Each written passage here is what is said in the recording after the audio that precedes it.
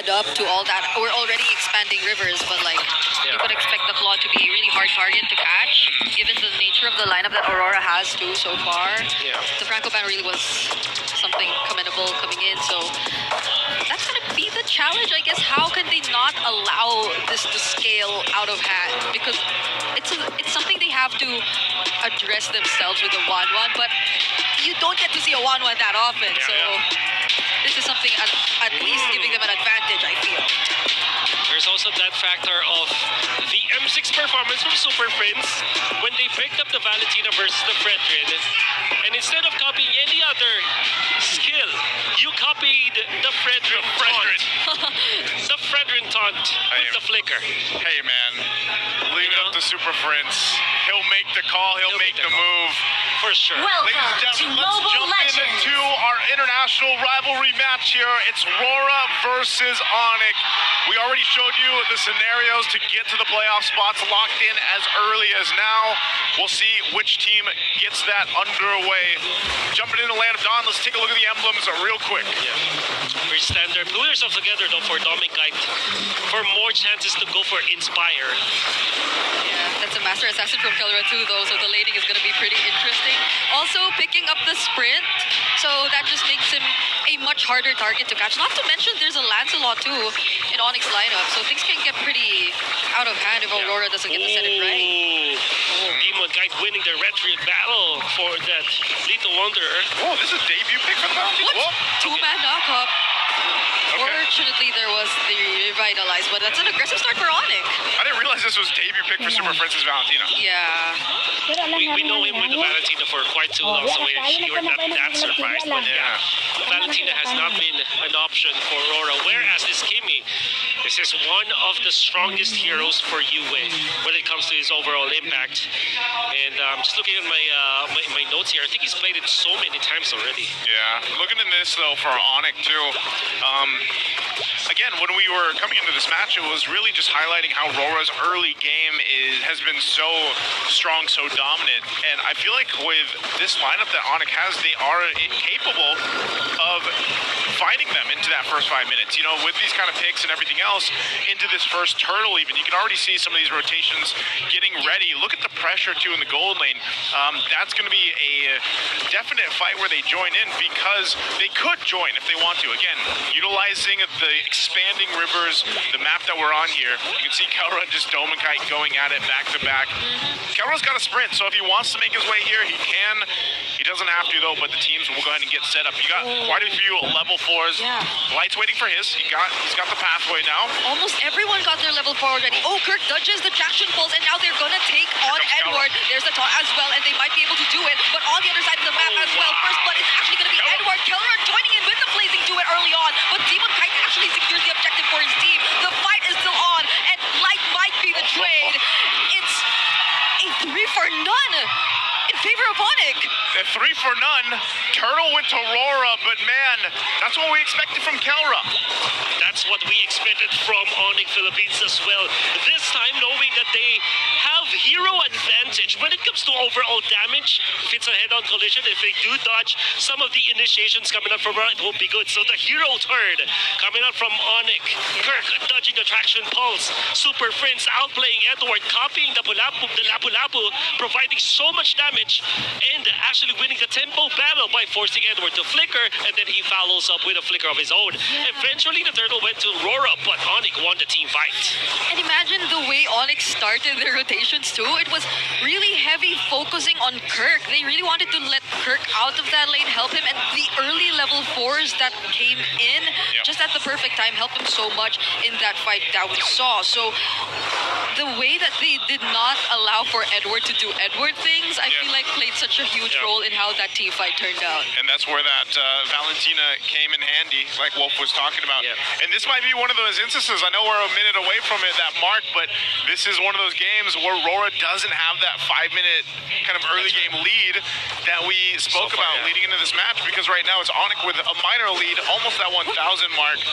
So Glorious Pathway will be dropped down from Super Prince, just to go ahead and use that and take out Light here from that bush. But still, this is one of the main things. I don't think you're going to see Dominkite really shine anyway on the 1-1 just yet. Like, he obviously, that's the reason why he stayed in and farmed up in the lane when he went Kelra, because he's not going to be able to match Kelra. If Kelra goes and, you know, takes the expanding river and has a sprint down to a fight. So this second turtle's coming up now. You can see what ONIC's going to go ahead and do for the play. We'll see what ultimate Super Prince decides to take. But it'll ultimately be Aurora to start up the turtle here. So how does ONIC play this? Brusco does have the Tsunami Slam available.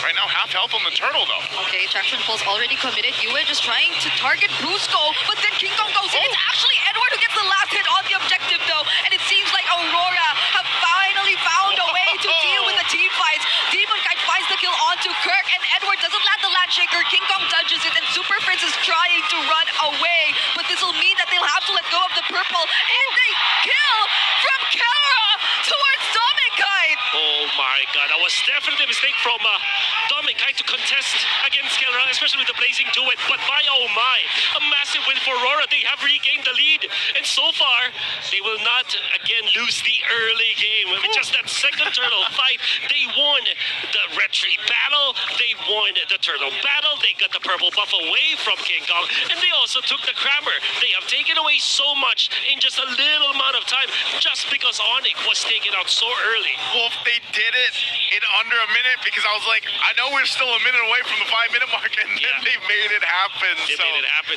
Again, this is what Aurora has been able to do in the majority, 90+% of their matches. So still, it's nothing too much. Like, again, this is only a minor lead right now for Aurora, but it's looking like they're able to go ahead and find their footing, even if they lost that first skirmish around the first turtle. So it's going to make things very interesting.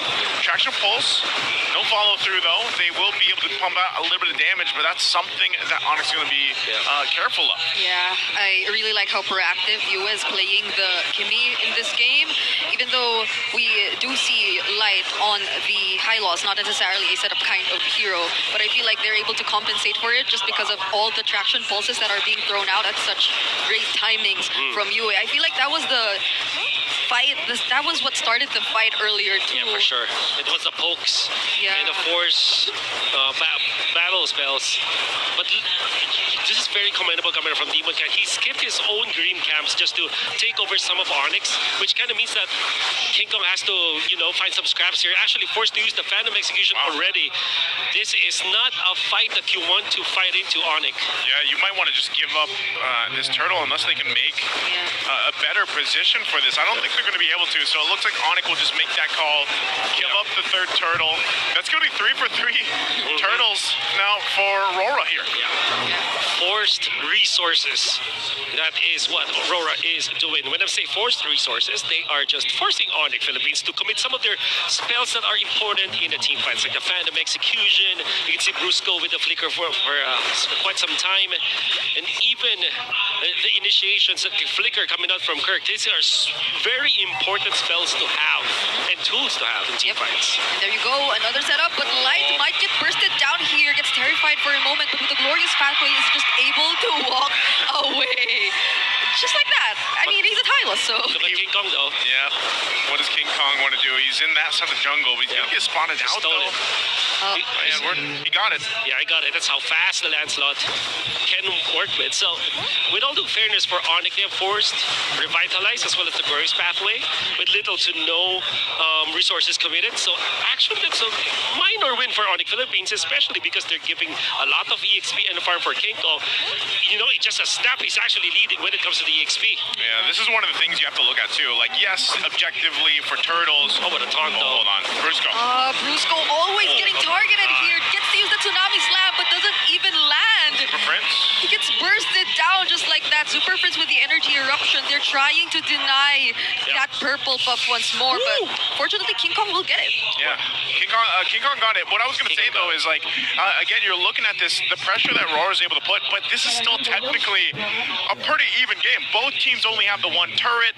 They can go ahead and play into the first Lord, match it, I would say almost. But the problem that we haven't seen, or the thing we haven't seen just yet, is an actual full-on fight, you know, to be in favor here. And there's a whole lot of blade armors now on the side of Aurora. That's going to help them in dealing with, of course, Kelra when he joins in and blazing duets forward into this fight. That's the Fredrin as well as the Hylos. And look at this. Oh, Kelra smelled. Something is going on. BMI out.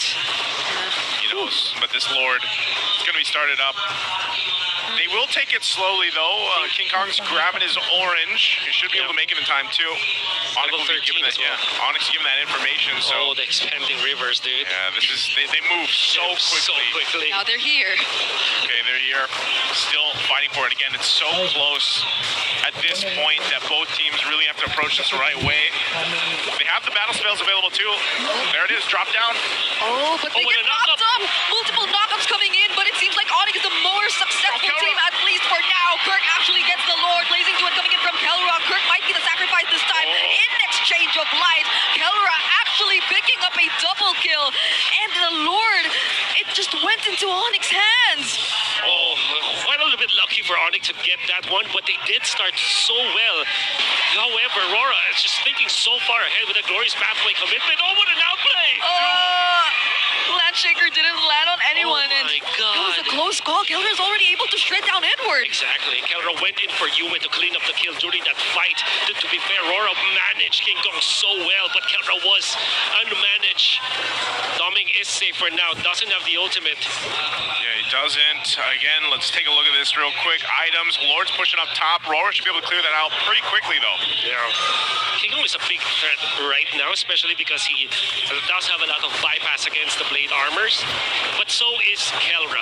For Aurora, they have to fight another threat. For sure, Dominicat is going to be a threat all the time, but when the Winter Crowns are available for ONIC Philippines later on, he is not going to have as much impact as Kelra would, especially because Kelra can actually pick up both the Winter Crown and the Wind of Nature if he chooses. Yeah, and I mean, Brusco already has one, so that's one.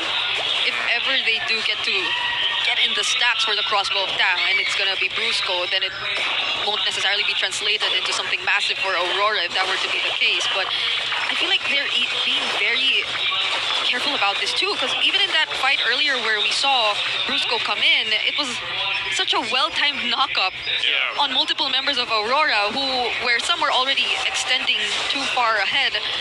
So it's just ONIC knowing that currently they're just up there. Don't forget, real quick, guys, to go ahead and grab your playoff tickets right now. You're probably seeing one of the highlighted matches in the playoffs, of course, in the future. So make sure you grab the tickets. They are selling out, and we're going to be in a much bigger venue. We love to see you guys out there. Once again, jumping back in, 12 minutes in. Lord is still under a minute away.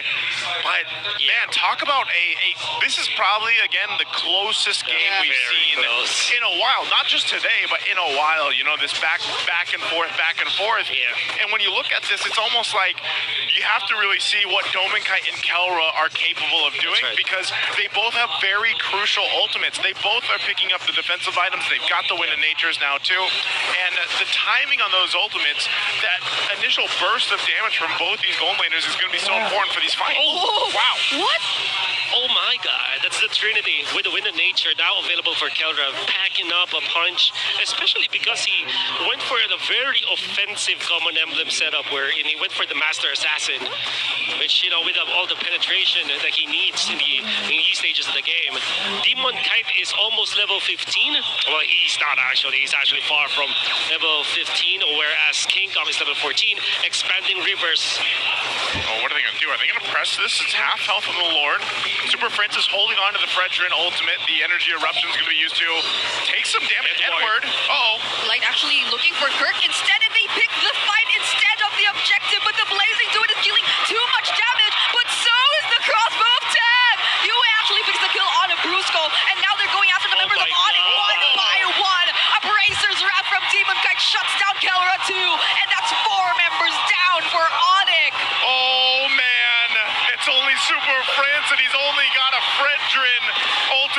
available. He's going to have to just get back. Aurora will push in to the base. Are they going to end it here? They want to end it. How do you even get close with the energy eruption? Super Fritz might have to let flicker. go of this for now. And that's a win in game number 1. Brought to you by